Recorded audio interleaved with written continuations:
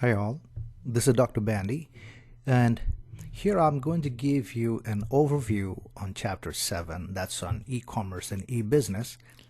And my overview will not necessarily include the content that you have in your book. Your book does a good job of what it covers, but then I guess including certain overall aspects, you'll possibly be better oriented before you read the book. So one idea for you would be to listen to this and then read the chapter. All right. Now, this chapter is on e-commerce, meaning commerce that's enabled by the e-technologies, by the new ICT technologies, information and communication technologies. Now, there is a fine distinction between e-commerce and e-business. Any business activity that is enabled by the ICT, information and communication technologies, is called e-business. However, when you include commercial aspects of business, typically we would call it e-commerce. Now, e-commerce started in 1995 and grew exponentially. And that growth has been pretty stupendous over time. You can see that in 2016, it has reached about 550 billions of US dollars. Now, when we talk about e-commerce, we are essentially covering the topic of B2C, business to consumer e-commerce. But then we should not forget that there is another side of commerce, which is the B2B commerce, and that is in trillions of dollars. But we really don't get to hear as much about this because as consumers, those numbers are not really impactive on us.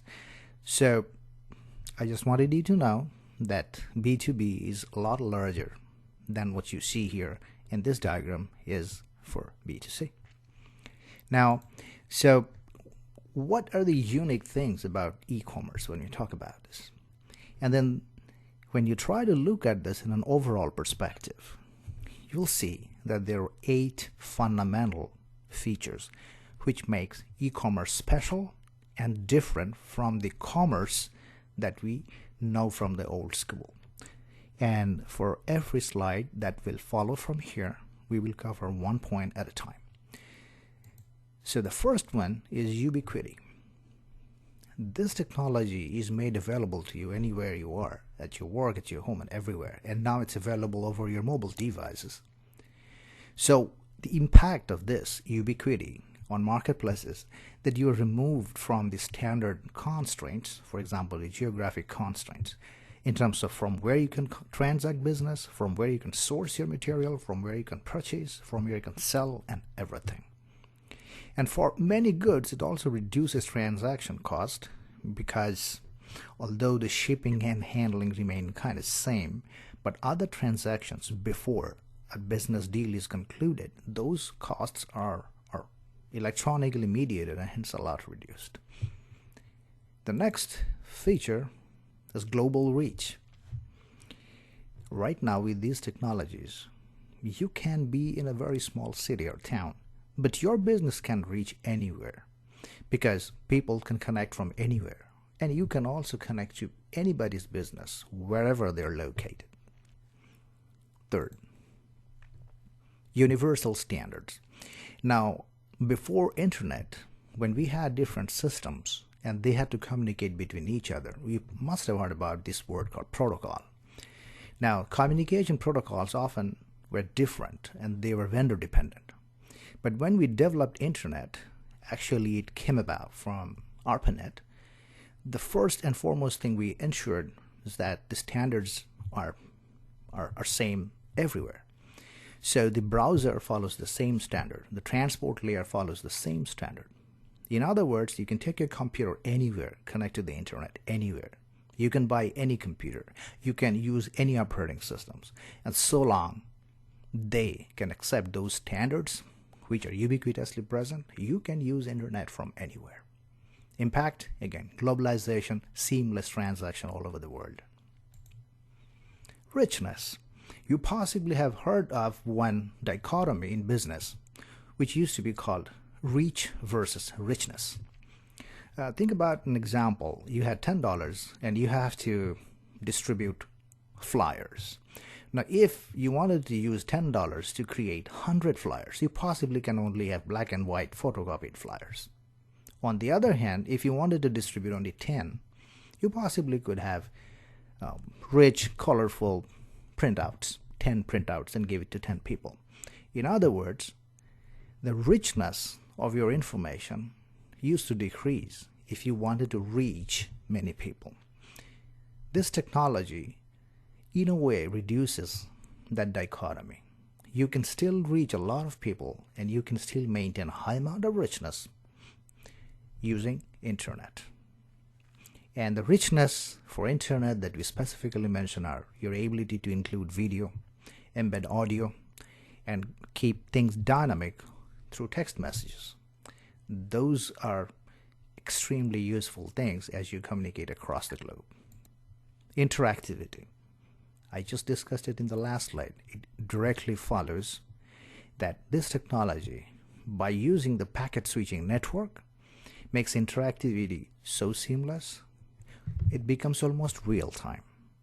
So you can send an email and put an attachment, and it can reach across the globe in the next second. Excuse me. Now, information density.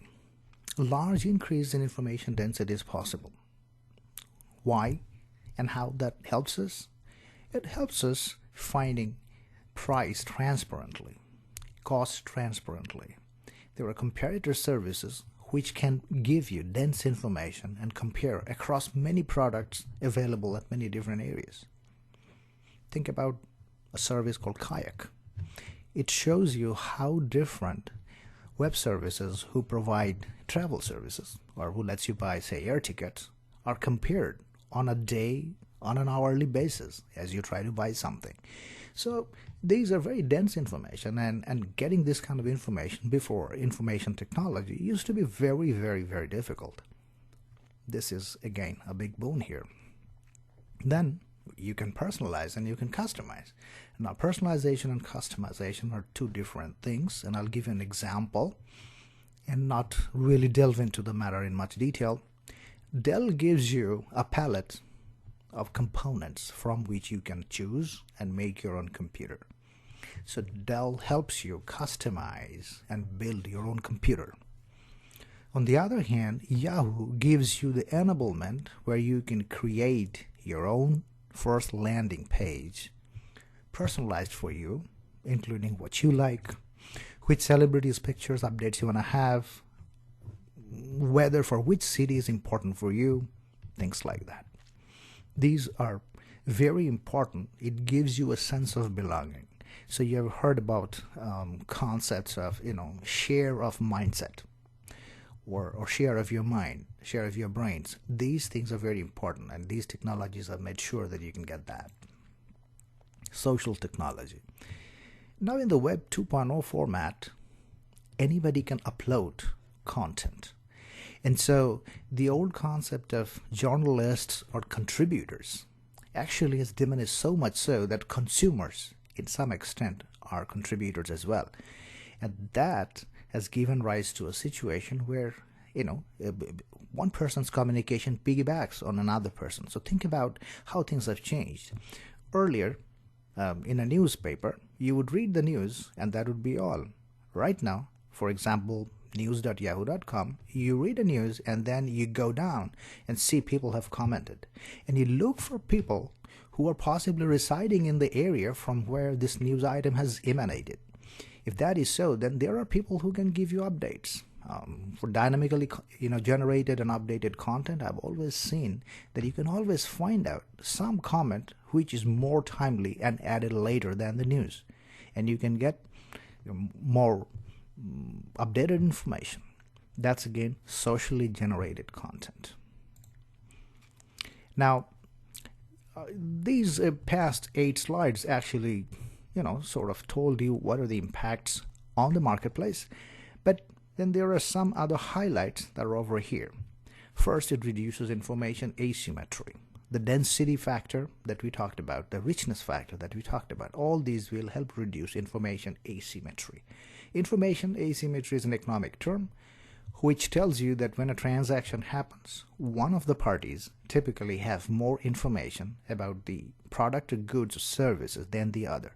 And this information asymmetry helps that agent to extract an inordinate amount of economic rent from the transaction or higher amount of rent from the transaction. A car dealer possibly always have more information about the second-hand or the used car that you're trying to buy. So that is the information asymmetry. Now think about the e-car or services like that, which gives you all the accident records of every car for every VIN number that's available in this country. These kind of services, you can simply pull up in your phone, and they will tend to reduce the information asymmetry that exists between you and the seller of a second-hand car or a used car. You get the idea. Now, it also offers a greater flexibility and efficiency because search costs are lower, transaction costs are lower, and these costs are real costs.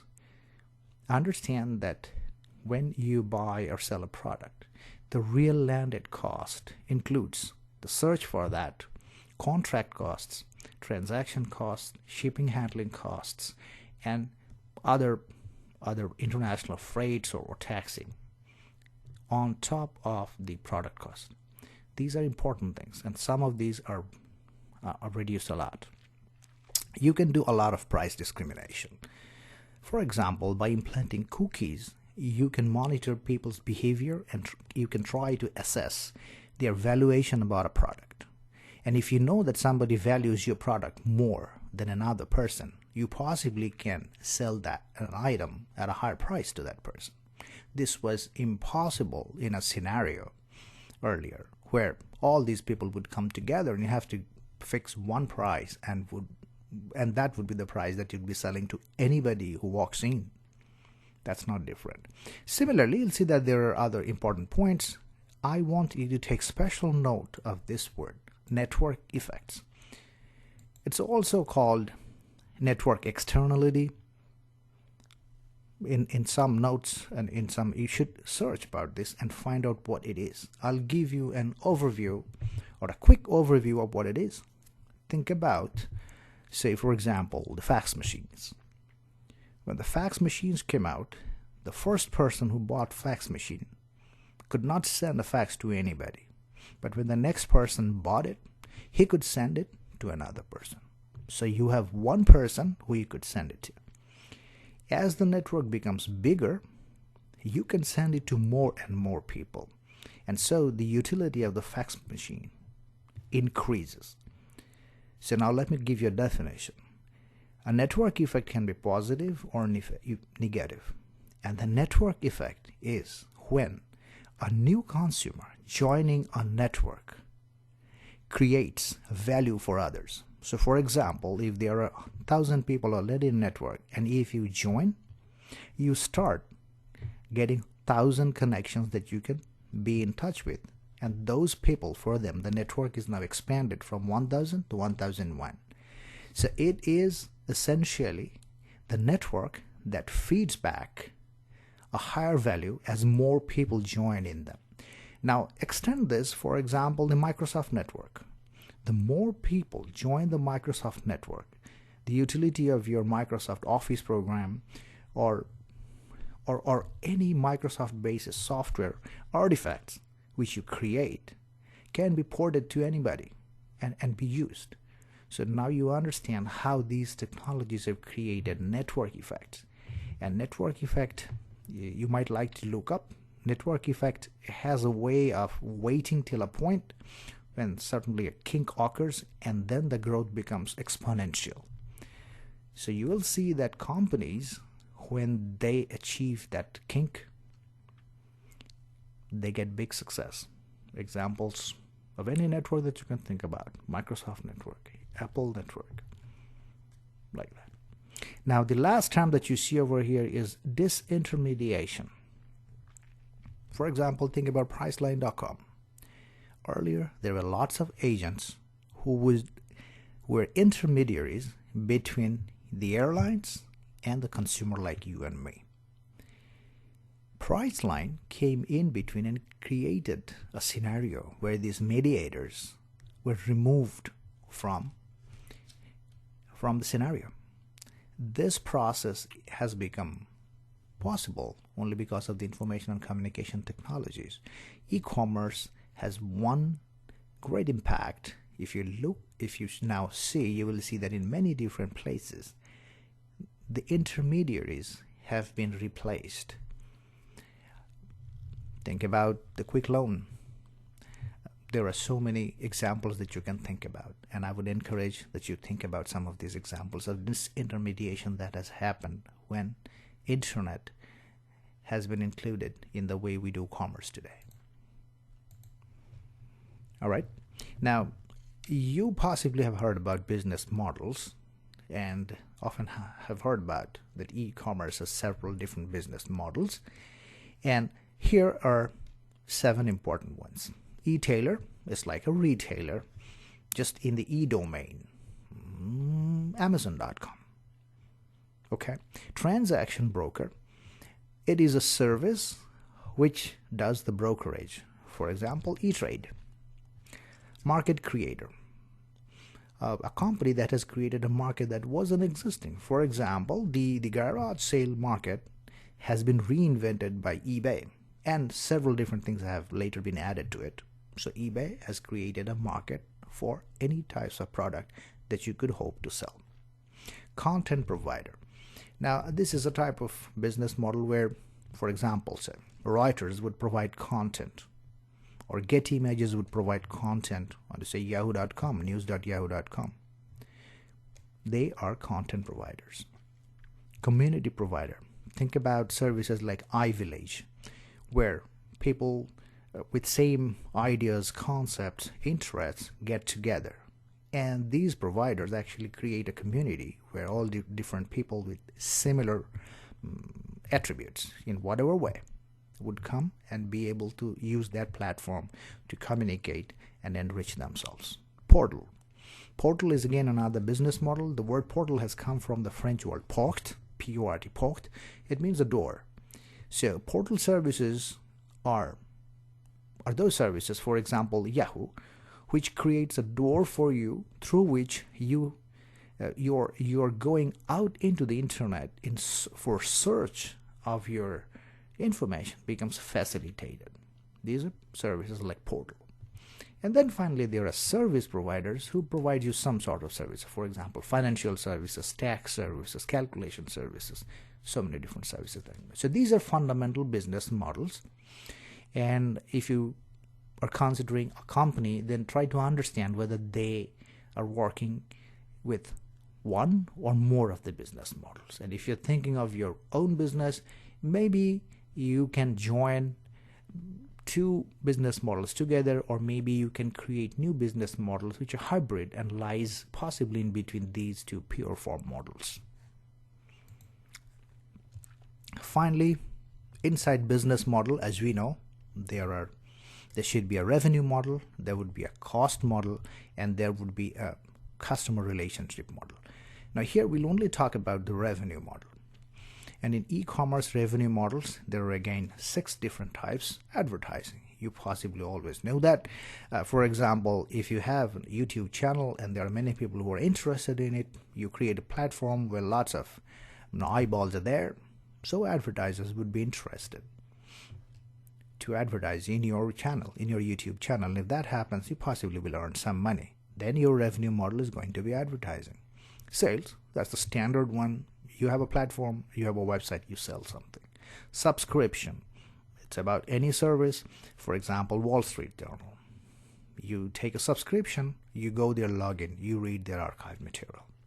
Free and freemium. Free is a service which is completely free, and freemium is a service where a part is free, but better services or more intense services or faster services or cleaner services comes at a premium. Think about Pandora. If you're ready to listen to the advertising, which is this part, then they will give you free content, but they will sell advertising during that period of time So they will be using revenue model advertising for the free part of delivery for the lower category subscription for Pandora. But for premium, you will not have to listen to any advertising. So you're in a different category where the revenue model that will be impacting you would not be advertising, but would be a subscription.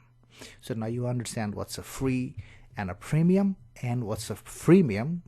The freemium is a specific model which utilizes two different revenue models in it.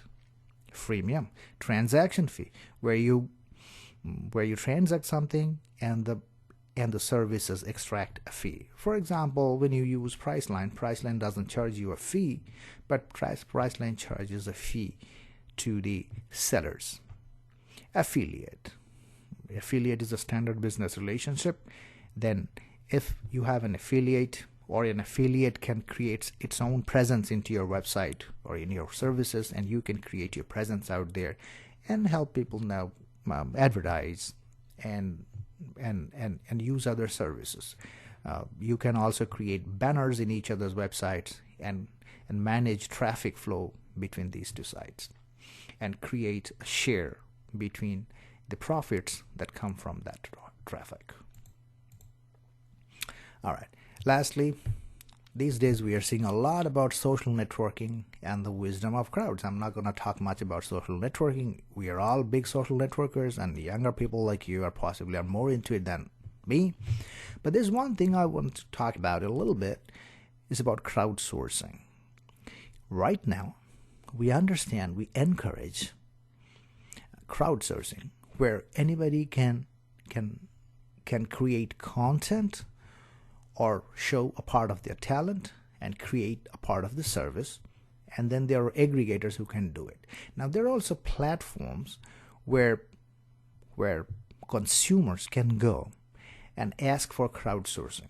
There are websites where you can go and ask for loans, and in the same website another person can go and can loan some money for an agreed contract. In that, the service provider just creates a platform and some standard contracting paraphernalia through which money can be crowdsourced, and that money can be disbursed to loan seekers, and then manage the return flow of it to return to the person who loaned it with some amount of interest. Then there are also prediction markets. These are peer-to-peer betting markets. It can happen on election sales figures and so many different ways. That is finally the social networking part of it. Your book has covered a lot of ground in that, so I don't think a lot more than this would be necessary. E-commerce marketing. Many types of marketing are pretty standard. However, three important things you need to know. One is long-tail marketing. Long-tail marketing is the ability to reach a large audience inexpensively. It can also, I'll give an example. In the same genre of say for example chick flick, hundreds are made in a year, but only 10 or 20 of those become successful. However, if you can properly advertise later, Netflix does it, putting those other chick flicks which did not become successful, Netflix can source them at a much reduced cost, almost at negligible value. But putting in the same genre of the successful chick flicks, when you rent from Netflix as a consumer, you pay the same price as typically as any other movies. That part is again long tail marketing. It creates or extends the demand for otherwise unsuccessful products. Very interesting. Behavioral targeting, because internet can create and store our footprints, our online behavior, our valuation can become very important and can become apparent. Our behavior can be understood by analyzing the clickstream that we create, and Google AdWords does that. By doing it, Google creates knowledge about us, and that knowledge is sellable in the market for money.